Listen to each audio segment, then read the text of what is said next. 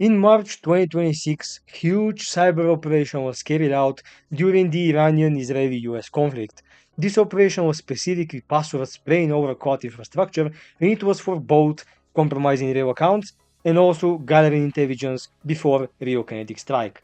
Now keep in mind that this attack was carried out only for exposed cloud infrastructure, but the password itself, the whole technique, is simple, and I'm going to show you how it works in this video. To showcase the entire technique, I'm going to use the lab we've already built, and if you are interested about how this lab works or how we've built that, you can actually click the link into the video description and find out, because we've managed to live stream the whole process. In order to understand how password spray really works, we can take a look at the following diagram. Here we can see both examples, one of which is external password spraying. This is going to be targeted for cloud-based only infrastructure, and also we have the internal, which is going to be in most of the cases Active Directory. Now, how the password spray works, essentially we're going to need a lot of users, and we need to have some way of trying to authenticate as that users. Now, if we have exposed infrastructure like O365, that's generally more easy because it's exposed to the internet, and we can do login attempts over Microsoft login.microsoftonline.com. However, if we are somehow connected to an internal Active Directory lab, there we need to have some kind of a local connection via maybe a VPN or via maybe a direct desktop that we have.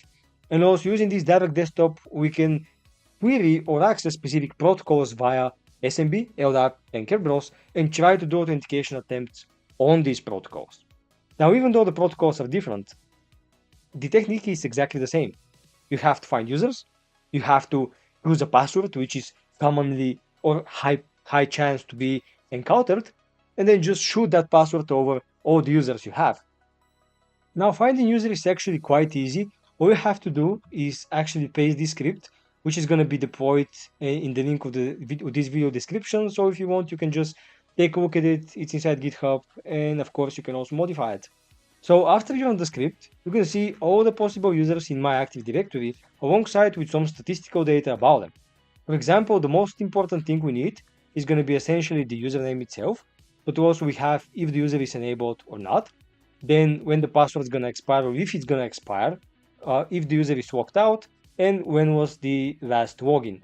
Now if you see these weird dates like this one there, that most likely means that the user itself was never logged in, and that's normal because our environment is brand new and I did not use most of the users for the login. Now beside that, after you scroll down to the very bottom, you can see that the script automatically saves that into a CSV file onto the current working directory, and also we have some quick stats about how many users are found, how many are enabled, and essentially for how many of them the password would never expire, which by itself, in that case, is vulnerability on its own. Now, as mentioned, if you want to conduct password spray attacks over external infrastructure, you would need to find a way to maybe extract usernames or emails based on the configuration that they're needed. Now, that's mostly carried out from things like OSINT, scraping the web, scraping social networks, or even trying username brute forcing to maybe guess a valid user.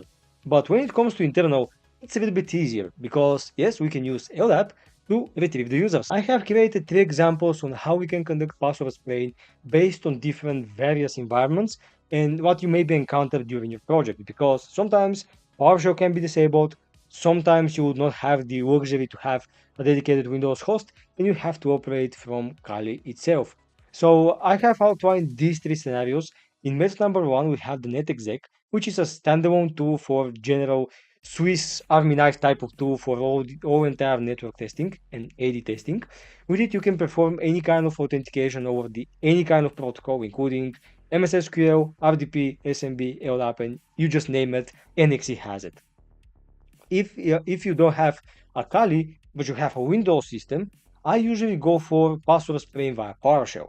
Why? Because PowerShell is super easy to work with, super easy to find users, and super easy to get this thing up and running. But there is only one problem, or actually several problems.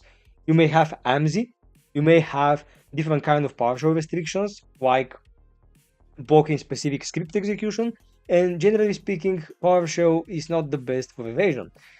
Now in that case, some of the systems I've encountered also have Python, or if not, you can also install Python on them. And if you have Python, you can also conduct the same password spraying, and I can say it's actually more evasive because EDRs tend to be not that suspicious into Pythons as they are into PowerShells or exes. So with Python, we have a benefits that, again, it's super easy to use. It can be installed on a lot of systems without needing any kind of admin rights, because at the end you have only user mode installation, and also it can do the job not worse or even better. Alright, to carry out password spread attacks from a Kali, actually you will still need users. And that's actually the hardest part from carrying out such attacks from Kali, because you need to find a way to gather them. Maybe this can be due to OSINT, maybe this can be due to username brute forcing, or maybe this can be even due to client providing them. But anyway, this is a topic for another video because it's complex on its own, and now we're going to focus on the spraying itself. Now, as mentioned, we're going to use NXC, and if you have Kali, the latest version, you have NXC pre-built in, which is amazing because you just download Kali, you do not even need to update it, and you have NXC there running and ready. And how you can do the spray is by doing NXC. Then you can define the protocol you need. In that case, we can go for either LDAP or SMB. We're going to go now to the target, which in my case is the domain controller. In that case, 172.60.60.50. We need to specify the users, which I've already saved in the file from the scripts we already ran. And then we can choose a password. And in that case, that's the most, I can say, important thing when you decide to do password spray. Now, usually, before doing password spray, of course, you need to coordinate that with your client, because you definitely don't want to lock users out, and it's not okay.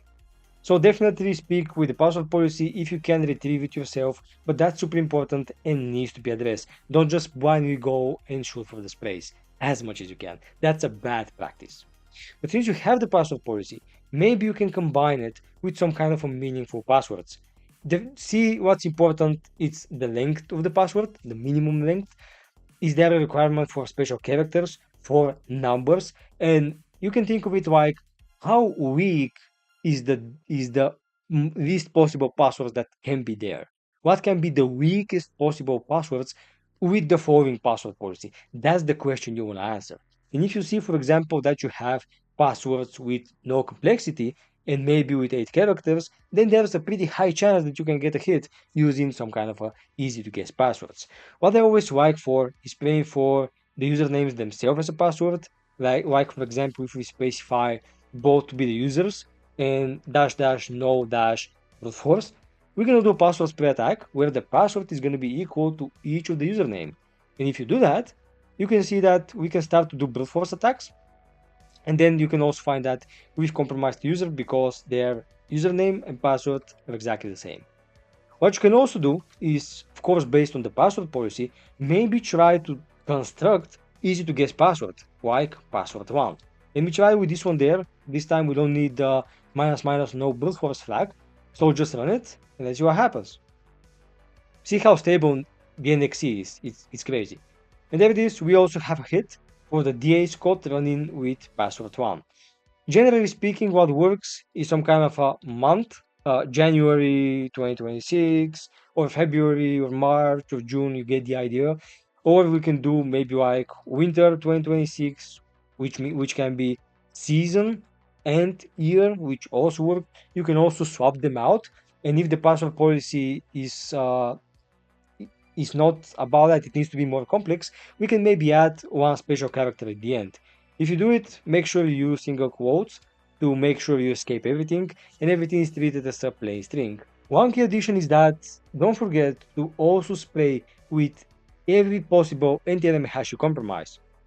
If you dump some hashes and you cannot crack them to retrieve the plaintext password, and if the environment supports NTLM authentication, always place with the hashes. Now let me showcase how the PowerShell script works. I'm gonna go to my desktop and essentially use the script as it is now. You can see in the desktop it's spray -ad. Here, if you invoke it like that, spray -ad.ps1, I don't know if I can zoom in, I can. You can also see this error there. What this error says about it is that you cannot actually run PowerShell scripts because the system is actively disabled script execution. Now, what you can do is try to bypass this condition. How it works, and one of the easiest trick in the book in how to bypass that, you don't need admin access for it, is to do set execution policy to unrestricted and also do -scope to be process. Why minus scope process is important? Because if you do minus scope, it's gonna work only for that process which you already have control and access to. The process itself is running as a most likely medium integrity, and if you do it most of times, it's gonna actually work. So here you can choose between yes and O. I can go with A, and now if we try to run the script again, you can see that now it works. And how does the script work? It's a fully automated script, which essentially first gives you the password policy. Now in my case, that's not false positive, that's my real password policy. And the idea of that is because the environment is intentionally built vulnerable, as is the password policy. So that's why you see no walkout threshold, for example, no walkout window and walkout duration, just because it was really intentional.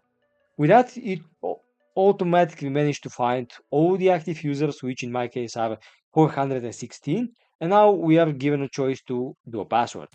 Now here we can do maybe the same password, password1, run that, you can see how fast it is, you can see all the users and the results for each of the users, and at the end we should see the hit, which is for BA's code.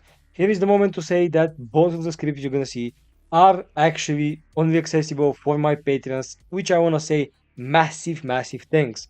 Appreciate every single one of you. I've developed a lot of changes to sharpen my packer and my whole tangent. I hope they are practical now. I hope they are useful. And if you have some bug features and things you would want to see inside these projects, you can always let me know and we can discuss that. Thank you so much once again. If you want to support my work, you can also become a Patreon and get access to all these amazing and crazy tools. With the Python 2 itself, it's of course obvious that you need to have Python on the system in order to run the script itself. So one thing you can try is to simply install Python using the Microsoft Store and see if it works or if it's already pre-built inside the Windows itself. For example, you can try to run Python there.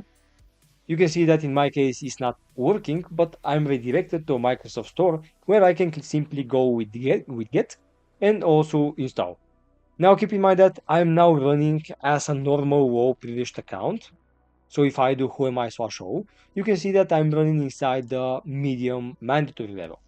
So I've seen that in a bunch of examples in practical environments where you can simply install things from Microsoft Store which are unrestricted, unprotected, and usually more trusted, as I can say. So if you open that up, you can maybe update the setting or no, it doesn't really matter what you type here, also that, also that. I mean, for our case, it does not really matter. But now we have Python, which is version 3.14. So I'm going to give it a time this to be installed, and it should be back in a minute. So after Python is installed, what you can do is open a PowerShell and just do Python like that. Or you can also do a startup and do Python there. It doesn't really matter which one of the options you choose, both gonna give you full Python capabilities, and from this point on we can directly go and run scripts. Now of course, for more convenient and ease of use, we can stick to the PowerShell because we can simply use Python and invoke the scripts and then right away execute it. If you have the Python console, you can also run the scripts, but you need to parse it or maybe read it in memory or just simply paste it into the console itself, which also can work. Now I already have the Python 2 on my system, so I'm gonna go into my desktop and do Python and spray -ad. The dependencies you're gonna need for these two beside LDAP 3 is gonna be also Winkerberos. Sorry, not Kerberosting, Kerberos. After you install all these libraries with the same pip command, what you can do is do python spray ad.py -h and you're going to see all the options. Now again, the tool itself binds automatically to LDAP. It automatically retrieves the users and the password policy. You don't need to worry about that. What you need to worry about is a password. You can specify a single password right here. You can also specify a pass file. And you can also specify a jitter, which in that case is going to be time between sprays. So if you say, for example, a password file with 10 passwords and specify jitter to be, let's say, 5, each 5 minutes, you're going to run one spray, repeat, 5 minutes, repeat with the next password, and so on. You get the idea.